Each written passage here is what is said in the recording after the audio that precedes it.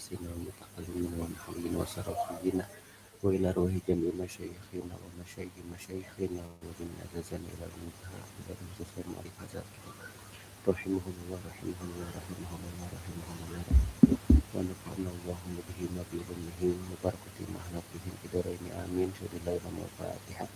أعوذ بالله من الشيطان الرجيم. بسم الله الرحمن الرحيم.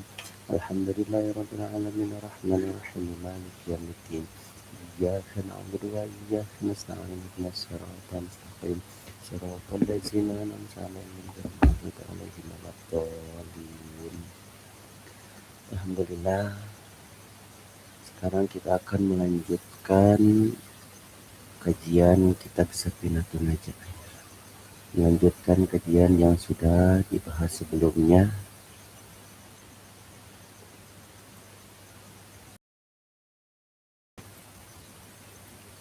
Tentang bab sholat jamak dan qasar. Syarat jamak itu ada dua, ada jamak takdim, ada jamak akhir.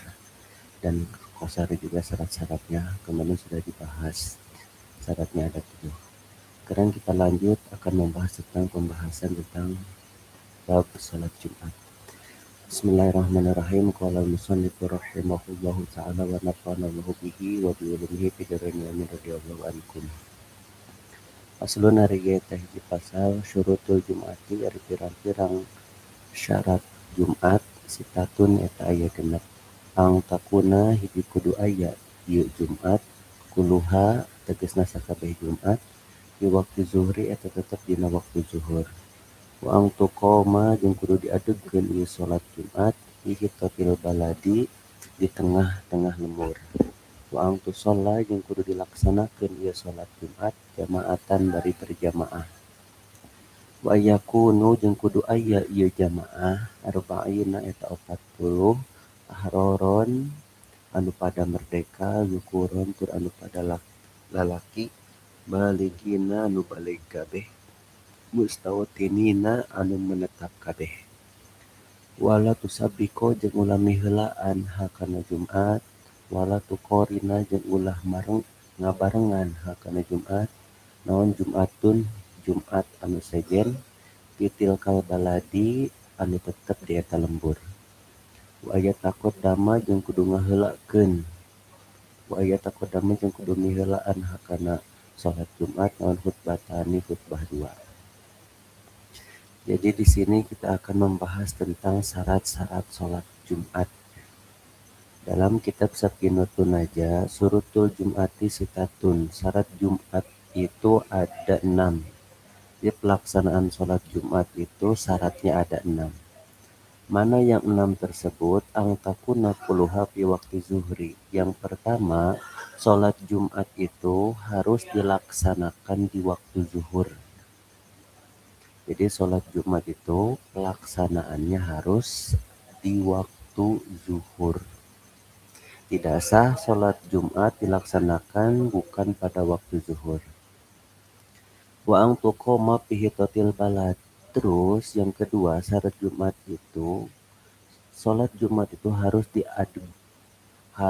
diadakan dilaksanakan itu di tengah-tengah kampung. Di tengah-tengah daerah maksudnya dalam satu kampung itu harus ada satu Jumat. Satu kampung satu Jumat pelaksanaannya. Wa ang tusalla jamaatan dan yang seterusnya syarat salat Jumat itu dilaksanakannya harus berjamaah. Jadi pelaksanaan salat Jumat itu harus secara berjamaah. Tidak sah salat Jumat dilaksanakan secara munfarid ataupun sendiri-sendiri.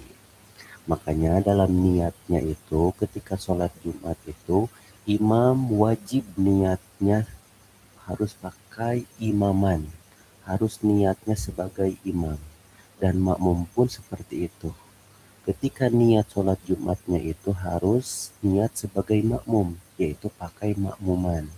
Usolli fardhul Jum'ati rok'ataini mustaqbilal kiblati imaman. Kalau imam, makmuman kalau makmum. Kalau tidak niat seperti itu, tidak pakai imaman, tidak pakai makmuman, ketika jadi imam, ketika jadi makmum, maka sholat Jumatnya tidak sah. Ya. Kenapa? Karena sholat Jumat itu dilaksanakan harus secara berjamaah. Wa ayyakunu arba'ina ahroron zukuron baligina mustautinina. Dan sholat Jumat itu harus dilaksanakan secara berjamaah dan jamaah yang melaksanakan sholat Jumat itu minimalnya harus 40 orang. Di 40 orang. Ini menurutkan mazhab sebagian mazhab ya yang dijelaskan pada kitab Safinatun Najah ini. Jadi sholat Jumat dilaksanakannya harus secara berjamaah dan jamaah yang mengikuti sholat Jumat tersebut minimalnya harus 40 orang. Yang 40 orang itu ahroron, orangnya itu orang-orang yang merdeka. Dalam artian bukan abid. Ya. Kalau abid berarti tidak termasuk hitungan yang 40. Jadi yang masuk hitungan 40 minimalnya itu orang-orang yang merdeka, yaitu selain dari abid. Zukuran, terus laki-laki. Jadi yang masuk hitungan 40 itu minimalnya itu 40, yang dihitung itu laki-laki. Jadi ketika perempuan, di perempuan juga mubah boleh melaksanakan sholat Jumat, tapi sholat Jumatnya tidak dihitung ke dalam yang 40 batas minimal pelaksanaan sholat Jumat tersebut. Baligina, terus yang dihitung 40 itu batas minimalnya orang-orang yang balik, yang sudah balik. Kalaupun banyak anak-anak misalkan yang mengikuti sholat Jumat itu boleh-boleh saja mubah. Diperbolehkan anak-anak, tapi anak-anak tersebut tidak terhitung, tidak termasuk kehitungan 40 batas minimalnya pelaksanaan sholat Jumat. Jadi ketika misalkan banyak orang, semuanya ada 40 orang, tapi dari 40 tersebut ada 10 anak yang belum balik. Nah, maka tidak memenuhi syarat 40. Karena yang 10 orang anak yang belum balik tidak dihitung, tidak termasuk ke bilangan 40 batas minimal pelaksanaan sholat Jumat tersebut. Terus mau mustautinina, yang 40 tersebut harus orang-orang yang menetap. Orang yang menetap itu bukan musafir. Musafir itu kan orang yang sedang berpergian. Nah, orang yang sedang berpergian ketika melaksanakan sholat Jumat di suatu masjid misalkan, dia itu tidak termasuk hitungan yang 40, tidak. Misalkan kalau di suatu masjid tersebut misalkan ada 39 mustautin yang melaksanakan sholat Jumat, terus datang satu orang musafir tersebut, nah, maka dalam pelaksanaan sholat Jumat tersebut tidak memenuhi syarat 40 karena yang satunya itu musafir, sedangkan musafir orang yang sedang berpergian tidak termasuk hitungan yang 40. Yang dihitung 40 batas minimal pelaksanaan sholat Jumat itu harus orang yang mustautin. Mustautin itu orang yang menetap tempat tinggal langsung di sana, tidak berkeinginan untuk pindah. Jadi dalam bab ini itu ada yang disebut musafir. Pertama musafir. Apa itu musafir? Musafir itu orang yang sedang berpergian. Berpergian ketika di perjalanan datang waktu sholat Jumat. Nah, itu tafsil. Secara rincinya ada yang memang tidak wajib melaksanakan sholat Jumat, ada memang yang sudah wajib melaksanakan sholat Jumat. Tapi dari segi pengertian musafir itu tidak wajib melaksanakan sholat Jumat. Bisa meninggalkan sholat Jumat misalkan dia itu berpergian sebelum subuh, sebelum terbit fajar, dia berpergian dengan jarak jauh. Dia ketika misalkan waktu sholat Jumat, dia tidak memungkinkan untuk melaksanakan sholat Jumat, bisa dia tidak melaksanakan sholat Jumat.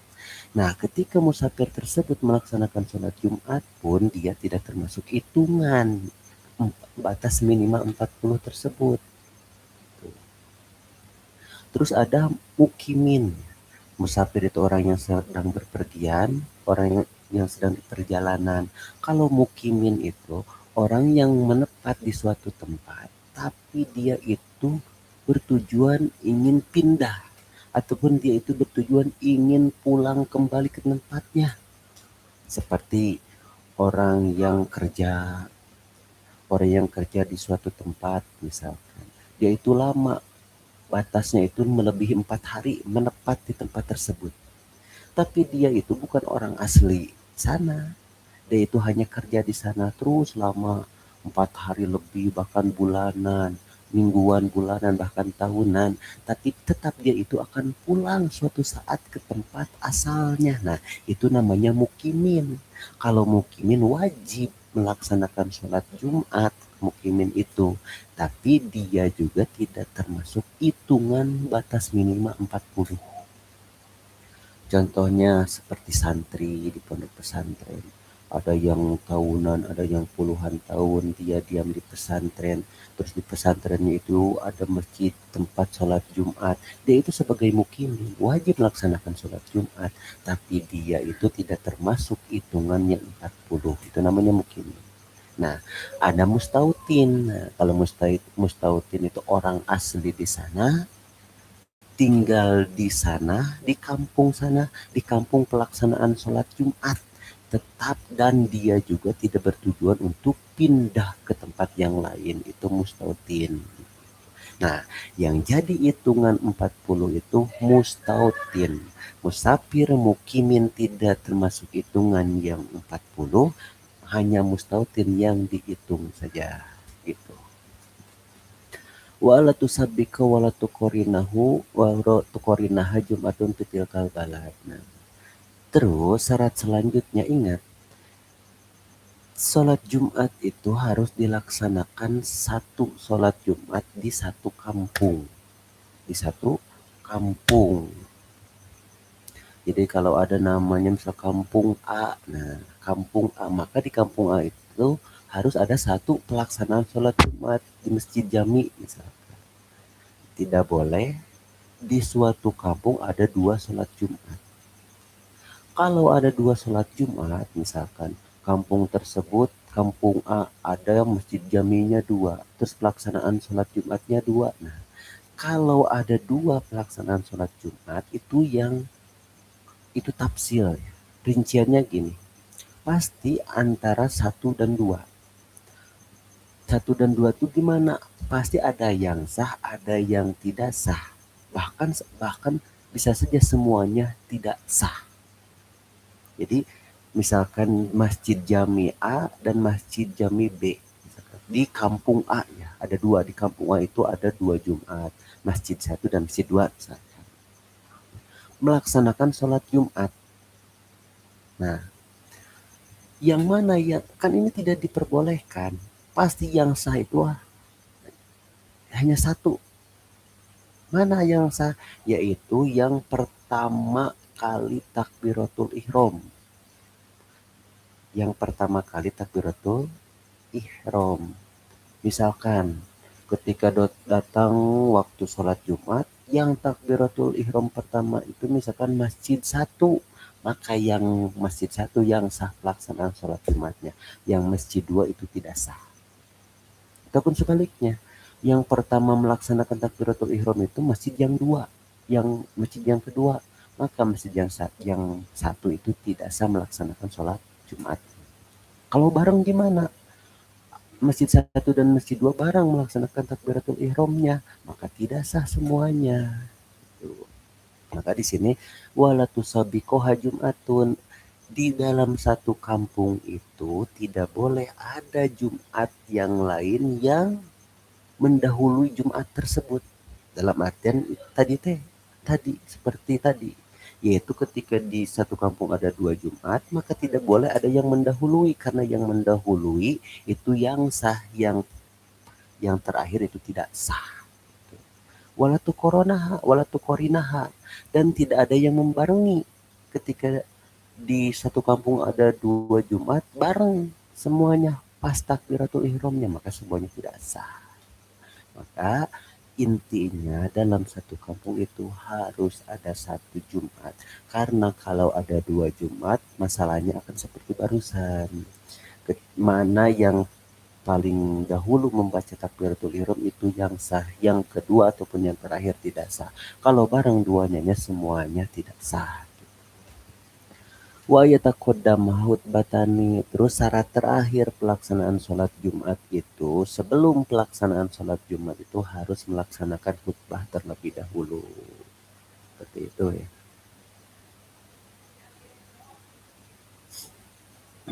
Harus melaksanakan harus melaksanakan khutbah dulu. Jadi sholat Jumat itu khutbah dulu baru melaksanakan sholat Jumat. Beda halnya dengan sholat Id ya. Kalau sholat Id, Idul Fitri ataupun Idul Adha itu sholat dulu baru khutbah. Kalau Jumat itu khutbah dulu baru Id. Paslon lanjut paslon ari teh hiji pasal arkanul khutbah ini ada pirang-pirang rukun khutbah dua khamsatun eta aya 5. Hamdullahi hiji muji ka Allah pihima dina khutbatain. Wassalatu jeung maca sholawat ala nabi ka nabi sallallahu alaihi wasallam. Salam moga nambihan rahmat sallallahu Allah alaihi ka nabi wasallam jeung moga maparing kasalamatan ya Allah pihima dina khutbatain. Wal wasiatu jeung wasiat bitakwa kalawan takwa pihima dina khutbatain. Wa qiraatu ayatin jeung maca saayat minal Qur'ani tina Al-Qur'an bi ihdahima dina salah sahiji khutbatain. Wa du'a'u jeung maca doa lil mukminina pikeun pirang-pirang mukmin lalaki wal mukminati jeung pirang-pirang mukmin awewe fil akhirati dina khutbah anu akhir. Nah, kalau di sini itu membahas tentang rukun khutbah 2. Jadi kan tadi dibahas pelaksanaan sholat Jumat itu harus dilaksanakan setelah pembacaan khutbah 2. Kenapa disebut khutbah 2? Karena dalam khutbahnya itu 2 kali, ada khutbah pertama, ada khutbah kedua. Pemisah antara khutbah 1 dan khutbah 2 itu jedanya itu khotib. Khotib itu pembaca khutbah. Pembaca khutbah namanya khotib. Menjeda, memisahkan antara khutbah 1 dan khutbah 2 itu khotib itu duduk. Misalkan. Karena memang pembacaan khutbah itu harus dilaksanakan secara berdiri ya. Kalau mampu khotibnya. Ketika pelaksanaan pembacaan khutbah berdiri, khotib membacakan khutbah. Khutbah pertama selesai, dijeda dulu khotibnya itu duduk. Seberapa lama duduknya itu? Lamanya itu selama membacakan surat Al-Ikhlas. Jadi ketika khotib duduk itu pemisah antara khutbah 1 dan khutbah 2, khotib duduk membacakan surat Al-Ikhlas. Qul huwallahu ahad Allahus samad lam yalid wa lam yulad wa lam yakul lahu kufuwan ahad. Baca itu. Kalau jamaah itu tidak disunahkan untuk membaca surat Al-Ikhlas, tapi jamaah itu diperintahkan untuk berdoa. Karena sebagian keterangan itu menjelaskan waktu ijabah doa pada hari Jumat itu yaitu ketika khotib duduk, pemisah antara khutbah 1 dan khutbah 2. Jadi ketika khutbah 1 selesai, khotib duduk, di sana khotib membaca surat Al-Ikhlas, maka jamaah berdoa. Di sanalah waktu ijabah doa. Nah, itu dinamakan khutbah 2 karena ada khutbah 1, jeda duduk langsung baca lagi khutbah yang kedua. Di sini rukun khutbah 2 itu ada 5. Mana yang 5 tersebut? Yang pertama hamdulillahi bihima. Rukun pertama harus memuji kepada Allah dalam 2 khutbah. Khutbah pertama harus ada pujian kepada Allah. Khutbah kedua harus ada pujian kepada Allah. Contohnya mengucapkan alhamdulillah. Dalam khutbah pertama ada lafaz alhamdulillah ataupun diganti dengan ibarah-ibarah lain. Hamda yuwafi ni'amahu atau alhamdulillahillazi. Harus ada pujian pada khutbah pertama dan khutbah kedua. Tuh. Terus rukun yang kedua wassalatu ala nabi bihima. membaca solawat kepada Nabi dalam 2 khutbah. Khutbah pertama harus ada solawat, khutbah kedua harus ada solawat. Wal wasiatu bitakwa bima, yang ketiga rukun khutbah itu harus ada wasiat. Wasiat itu perintah, pesan, mauizoh supaya takwa pada khutbah 1 dan khutbah 2.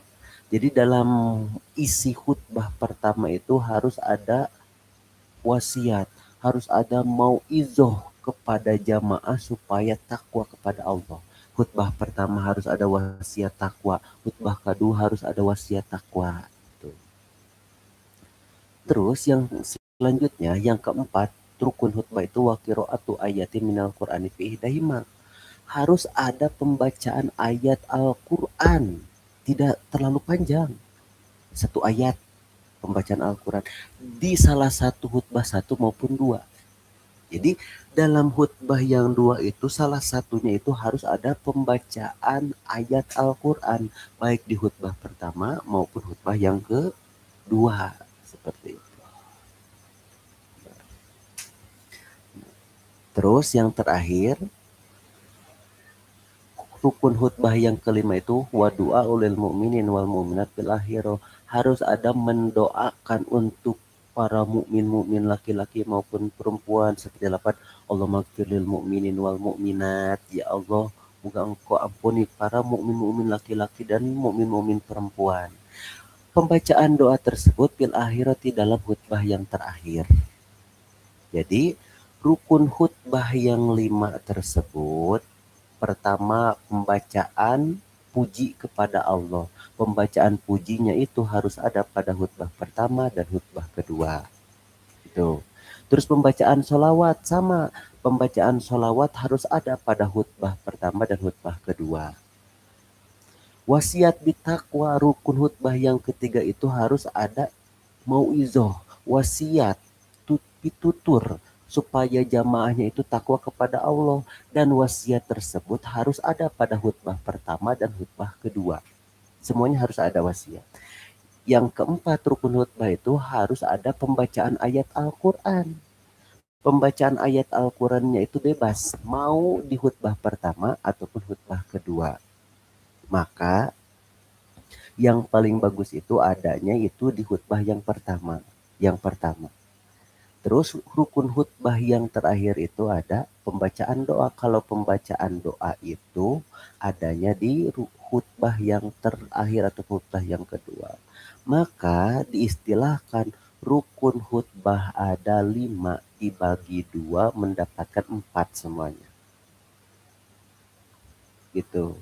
Jadi matematika ilmu fikih pada khutbah itu seperti itu. Rukun khutbah semuanya ada 5 dibagi 2 hasilnya 4. Kenapa? Karena dalam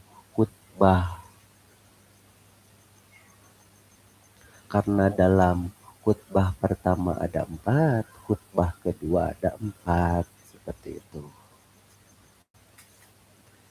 Lanjut, paslon ari ieu teh hiji pasal. Syurutul khutbataini ari pirang-pirang syarat khutbah 2, asyaratun eta aya 10. Asyaratun eta aya 10. At-thaharatu kahiji suci, at-thaharatu kahiji suci. Anil hadasaini tina hadas 2. Anil hadasaini tina hadas 2. Al asgori kahiji hadas alif, wal akhbari jeung hadas ageung. Wa thaharatu jeung suci anin najasati tina najis, fisaubi dina pakaian, wal badani jeung badan, wal makani jeung tempat. Wasatrul aurati jeung nutupan aurat, wal qiyamu jeung ngadeg, alal qadiri ka anu mampu, wal julusu jeung diuk bainahuma di antara khutbatain, pauqa tumaninati sholati saluhureun tumaninah dina salat, wal mualatu jeung tuluy-tuluy bainahuma di antara khutbatain, wal mualatu jeung tuluy-tuluy bainahuma di antara khutbatain wa baina sholati jeung di antara salat Jumat. Wa ang takuna jeung kudu aya ieu khutbatain bil arabiyyati eta tetep kalawan bahasa Arab. Wa yusmi'a jeung kudu meredenge khatib dan maca khutbah kuma kana khutbatain arba. Wa yusmi'a jeung kudu ngareunge kuma kana khutbatain saha arbauna anu 40 jamaah anu 40. Wa ang takuna jeung kudu aya naon kuluha sakabeh khutbatain di waktu zuhri atau tetap dina waktu zuhur. Nah, kalau pasal ini itu membahas tentang syarat khutbah. Kalau yang barusan kan rukun, ini syarat. Syarat khutbah itu ada 10. Mana yang 10 tersebut atau harotu anil hadasaini al asgori wal akbar. Yang pertama, khotib melaksanakan khutbah tersebut itu harus keadaan suci dari hadas kecil dan hadas besar. Suci dari hadas kecil berarti khotib itu harus punya wudu. Suci dari hadas besar itu khotib itu tidak harus harus jauh dari hadas besar. Ketika punya hadas besar berarti harus adus terlebih dahulu ataupun mandi wajib terlebih dahulu. Itu ya syarat pertama. Karena memang khutbah itu sama seperti sholat. Ya. Seperti sholat. Kan kalau sholat itu harus suci dari hadas. Sama. Khutbah itu juga sama. Khotib yang membaca khutbah itu harus suci dari hadas kecil dan hadas besar. Wa taharatu anin najasati fis saubi wal badani wal makan. Yang kedua, harus suci dari najis fis saubi di pakaiannya, wal badani di badannya, di jasadnya, wal makan dan tempat khutbahnya. Jadi orang yang membaca khutbah ataupun disebut khotib, orang tersebut harus suci dari najis, pakaiannya harus suci, badannya harus suci, tidak boleh ada najis dan tempat khutbahnya itu harus suci, tidak boleh ada najis. Sama seperti sholat. Wasatrul aurah dan harus menutup aurat. Menutup aurat kalau laki-laki misalkan ketika jadi khotib membacakan khutbah, ya auratnya batasnya mana saja. Maka ketika khutbah itu sama seperti itu harus menutup aurat, tidak boleh ada aurat yang terbuka ketika khutbah. Terus wal qiyamu alal qadir, pelaksanaan pembacaan khutbah itu harus dilaksanakan secara berdiri. Secara berdiri. Alal qadir kalau memang khotibnya itu mampu berdiri. Kalau ada udur ataupun ada gangguan yang tidak memungkinkan untuk berdiri, maka tidak disyaratkan untuk berdiri. Jadi disyaratkan pembacaan khutbah secara berdiri itu untuk orang yang mampu saja. Terus yang selanjutnya wal julusu bainahuma fawqa tumaninati shalah. Khotib itu yang membacakan khutbah harus duduk di antara khutbah dua. Di antara khutbah dua itu maksudnya pemisah antara khutbah pertama dan khutbah kedua, harus duduk terlebih dahulu. Sesuai yang sudah tadi dijelaskan. Berapa lama duduknya itu? Fawqa tumaninati shalah. Lebih lama sedikit dari tumaninah dalam sholat. Nah, kan dalam sholat itu ada tumaninah ya. Tumaninah itu kan apa? Diam setelah gerak kalau dalam sholat itu. Diamnya itu tidak terlalu lama, cukup selama kita membacakan lafaz subhanallah. Kalau membaca lafaz subhanallah itu butuh berapa detik. Nah, tumaninah pun sama seperti itu. Minimalnya tumaninah itu selama membacakan lafaz subhanallah. Nah, kalau duduk di antara khutbah pertama dan khutbah kedua itu di atasnya sedikit, lebih lama sedikit dari tumaninah dalam sholat. Makanya Dalam keterangan lain itu disunahkan khotib ketika duduk itu membacakan surat Al-Ikhlas, Qul huwallahu ahad sampai selesai. Tentunya kalau membacakan surat Al-Ikhlas ketika duduk itu lebih dari tumaninah dalam sholat. Tapi tidak boleh terlalu lama. Seperti itu. Sunahkan bacakan surat Al-Ikhlas. Untuk khotib, untuk jamaah tidak disunahkan membaca surat Al-Ikhlas, tapi jamaah dianjurkan untuk berdoa. Karena ketika berdoa ketika khotib duduk, pemisah antara khutbah 1 dan khutbah 2 di sanalah para ulama menjelaskan waktu ijabah doa. Jadi ketika khotib duduk, setelah membacakan khutbah pertama, khotib membaca surat Al-Ikhlas, maka kita sebagai jamaah berdoa di sana. Berdoa sesingkat mungkin karena waktunya sebentar, pilih doa yang paling penting. Insya Allah doa kita akan cepat dijabah, akan cepat dikabul karena waktu tersebut termasuk saah diijabah doa. Waktu-waktu yang cepat doa kita akan terkabul. Seperti itu. Jadi khotib membaca surat Al-Ikhlas, kita sebagai jemaah membacakan doa. Terus wal mu'alatu bainahuma, di antara khutbah 1 dan khutbah 2 itu harus terus-terusan. Tidak boleh terjeda terlalu lama selain dari jeda duduk tadi. Jadi khutbah pertama dan khutbah kedua harus terus-terusan dilaksanakannya. Hanya saja terjeda oleh duduk yang lamanya itu lebih lama dari tumaninah sholat. Makanya disunahkan untuk membaca surat Al-Ikhlas, surat Qul huwallahu ahad sampai selesai. Jangan lebih lama dari itu. Jangan sampai ketika khutbah 1 terus kita duduk, setelah duduk kita melaksanakan pekerjaan lain, bukannya langsung membaca khutbah yang kedua, tidak boleh.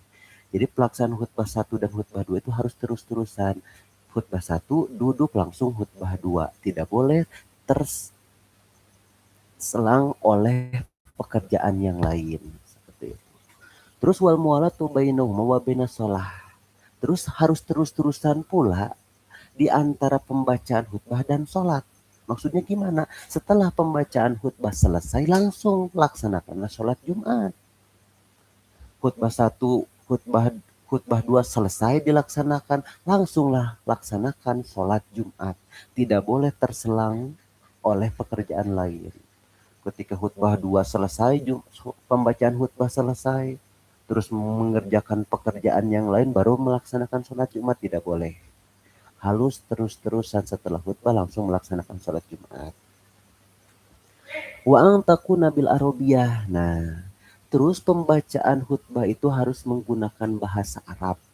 Nah, di sini memang banyak perbedaan pendapat antara khutbah menggunakan bahasa Arab, terus memang banyak pula pembacaan khutbah diterjemahkan menggunakan bahasa ajam. Bahasa ajam itu bahasa selain dari bahasa Arab. Itu gimana? Nah, kalau di sini dalam kitab Safinatun Najah itu disyaratkan pembacaan khutbah itu harus menggunakan bahasa Arab. Jadi semuanya dari khutbah pertama, dari pembukaan sampai terakhir khutbah kedua semuanya harus bahasa Arab. Terus gimana kalau misalkan ada yang diterjemahkan? Nah, dari sarahnya, sarah kitab ini, sarah kitab Kasyifatus Saja itu dijelaskan. Memang disyaratkan harus menggunakan bahasa Arab itu pertama, yang menggunakan bahasa Arab itu hanya rukun khutbahnya saja. Rukun khutbah yang tadi teh ya, yang 5. Ya, rukun khutbah yang 5 itu harus berbahasa Arab. Terus disyaratkan pula harus menggunakan bahasa Arab pun kalau memang jamaahnya itu ada orang Arab ataupun yang mengerti bahasa Arab. Jadi dalam keterangan lain kan di sini disyaratkan pembacaan khutbah itu harus menggunakan bahasa Arab. Tapi dirincikan dalam kitab-kitab yang lain harus menggunakan bahasa Arab. Syaratnya pertama, yang bahasa Arab tersebut harus rukun khutbah. kan rukun khutbah itu ada 5. Nah, yang 5 tersebut harus menggunakan bahasa Arab. Seperti itu. Terus, disyaratkan harus menggunakan bahasa Arab kalau memang salah satu jamaahnya ada yang ngerti bahasa Arab. Seperti itu. Nah, kalau berarti kalau syarat yang dua tersebut tidak ada, kalau misalkan jamaahnya tidak ada yang mengerti bahasa Arab, terus selak ataupun penjelasan-penjelasan selain dari rukun-rukun khutbahnya itu menggunakan selain di bahasa Arab itu diperbolehkan. Jadi berarti secara globalnya, secara jelasnya tidak apa-apa khutbah Jumat itu diterjemahkan. Yang penting rukun khutbah yang 5 itu menggunakan bahasa Arab, terutama pembacaan ayat Al-Quran. Jadi pembacaan ayat Al-Quran itu harus menggunakan bahasa Arab. Bahasa Arab, nah setelah bahasa Arabnya boleh dijelaskan ataupun diterjemahkan. Seperti itu.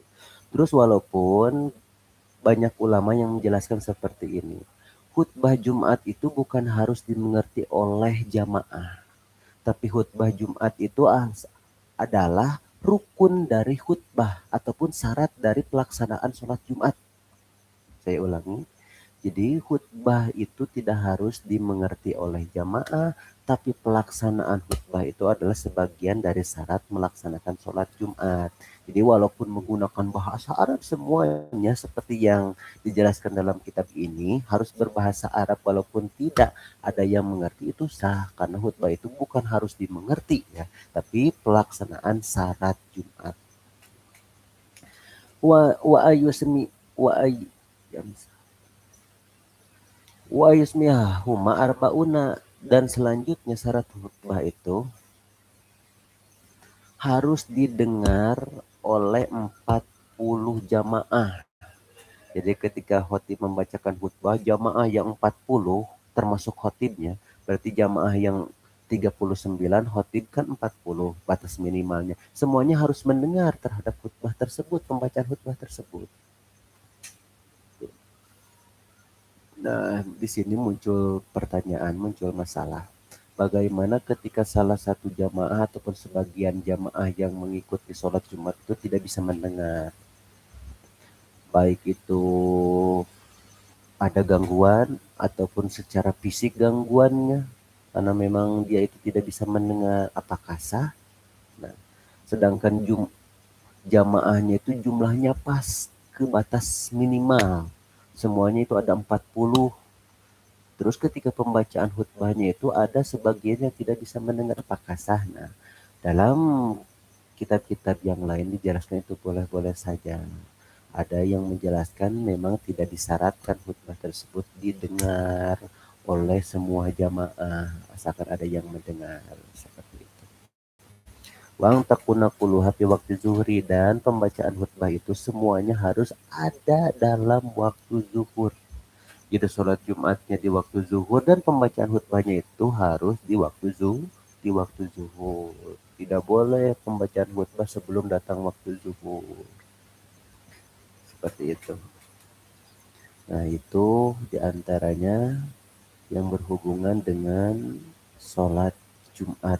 Ada syarat Jumat, jumlahnya ada 6. Terus ada rukun khutbah dan ada syarat khutbah 2. Nanti kita lanjut tentang pembahasan bab mayit. Sekian, terima kasih. Assalamualaikum warahmatullahi wabarakatuh.